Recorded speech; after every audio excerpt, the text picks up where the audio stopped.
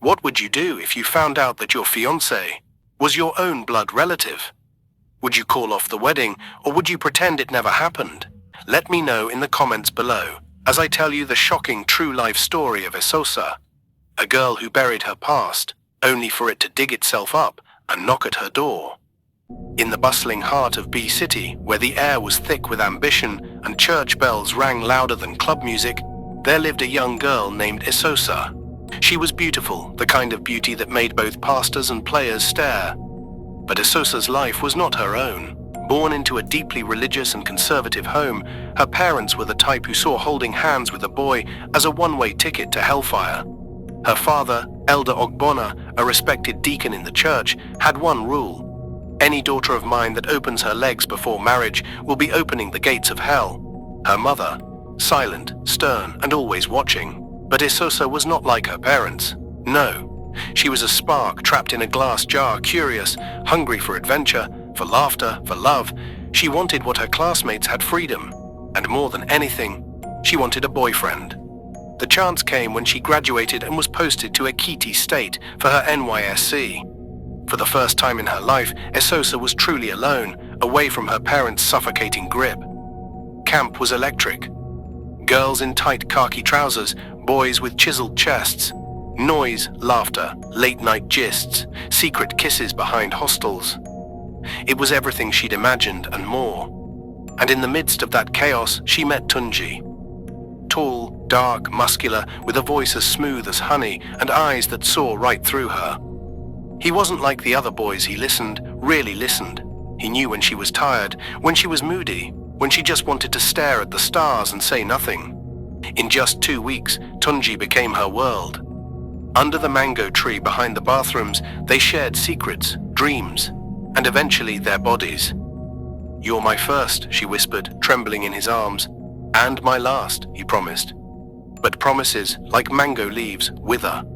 When camp ended, the two lovers were posted to different LGAs miles apart.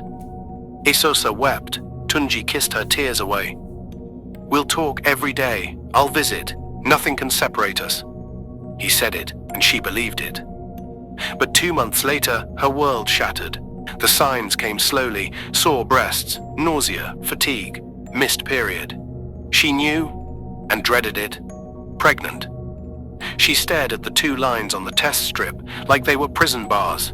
Tunji would understand, she thought. He had to. But when she called him, his voice was cold like night rain. "Pregnant? Are you a baby? Didn't you protect yourself? Look, I can't deal with this. I have responsibilities. You're on your own." He blocked her. Every number she tried blocked.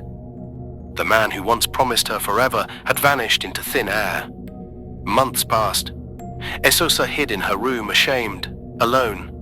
Her body grew heavy, and so did her heart. She gave birth in silence, no mother by her side, no father's prayer, no husband's hand. Just Aya, the kind-hearted old woman at the Core Lodge who helped her through labor. She named the child Kelvin, but when she looked at him, there was no love. Just reminders of betrayal, shame, and foolishness. So she left. She gave Aya a bag of clothes, some cash, and a promise. "I'll come back for him. Just let me get a job. Get settled." But in her heart, she buried Kelvin like a secret sin. She returned to B City like a phoenix reborn, radiant and ready to rewrite her life. Months passed. Esosa got a job at a marketing firm. Her smile returned. Her laugh rang louder. And then she met Brian. He was everything Tunji was not. Rich, gentle, educated. The son of a billionaire politician freshly returned from the UK to manage his father's empire. He saw her once at a corporate party and never looked away. They courted in style, fine wine, beach resorts, private jets. And within a year, he proposed. Esosa said yes, but deep down something clawed at her heart. Kelvin.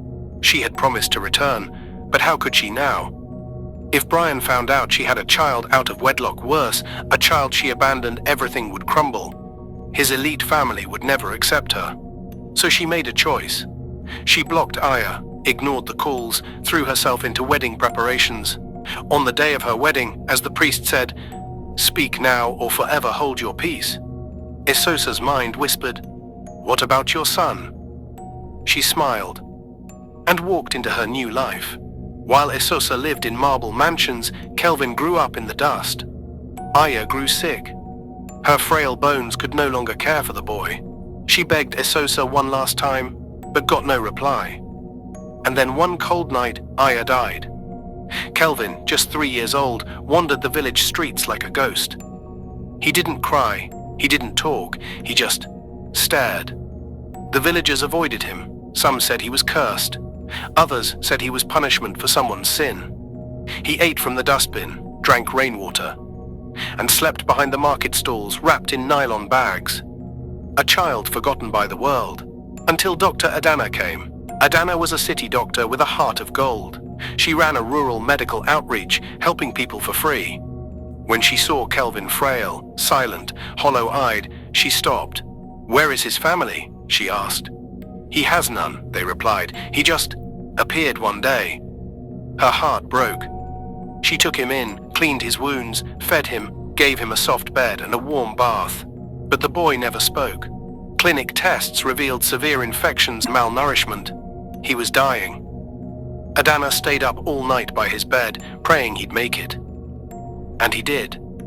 When he smiled at her for the first time, it brought her to tears. She made a decision. She would adopt Kelvin. She had no children of her own. God had closed that door. But maybe he had opened another. To be continued.